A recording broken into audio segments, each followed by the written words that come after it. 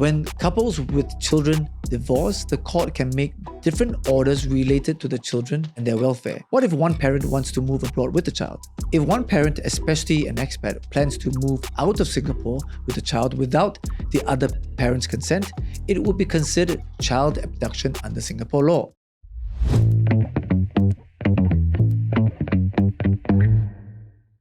You can get a divorce in Singapore even if you or your spouse are from different countries. However, certain conditions must first be met. Singaporean citizenship. Divorce proceedings can occur if either spouse is a Singapore citizen or permanent resident. If neither are Singaporeans or resident here, then one of you must have lived in Singapore for at least 3 years before filing for divorce. If these conditions are not fulfilled, you can wait 3 years while agreeing on various aspects such as property, maintenance, and child custody through a marital agreement. When couples with children divorce, the court can make different orders related to the children and their welfare. These orders include custody, deciding who will make significant decisions based on the child's best interests, care and control, this will determine where the child will live, access order, which will grant visitation rights to the non-custodial parent, considering the child's best interests.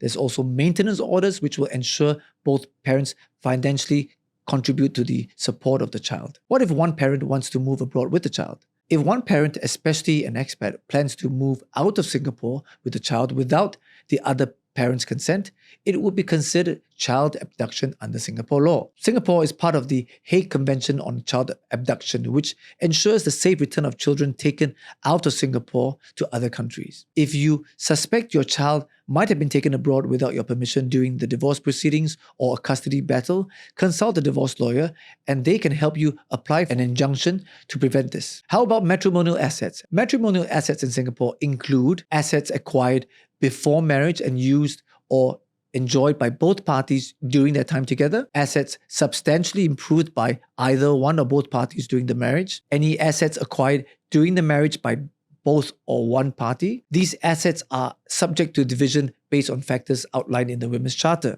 Regarding handling assets held in other countries, the Singapore courts apply the same principles to overseas assets, including homes, cars, jewelry, shares, and savings. Once an asset is deemed a matrimonial asset, it is then included in the pool of assets for division according to the Women's Charter. Regarding recognizing a foreign divorce in Singapore, the courts may recognize a foreign divorce judgment if there's a connection to the marriage or the parties involved. However, suppose the marriage is closely tied to Singapore. In that case, one party can ask the court to prevent the other from pursuing a divorce in the other country. Once a marriage is validly dissolved abroad, it cannot be dissolved again in Singapore.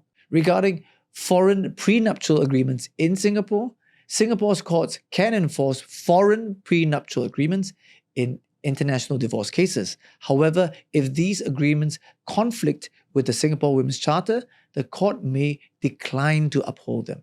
Section 121 of the Women's Charter governs financial relief applications after overseas divorce.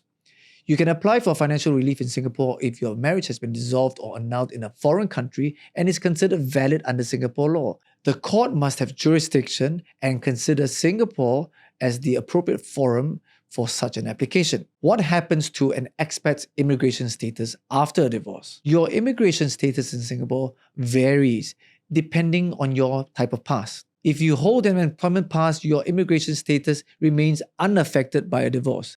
For a dependence pass, if you're on a DP, it will be cancelled after the divorce and you must leave Singapore thereafter. Alternatively, you can search for a job and apply for an employment pass. For a long-term visit pass, if your spouse is a Singapore citizen, your pass might then be revoked following the divorce. So now you know. If you found this helpful, follow and subscribe to our channel for more legal things.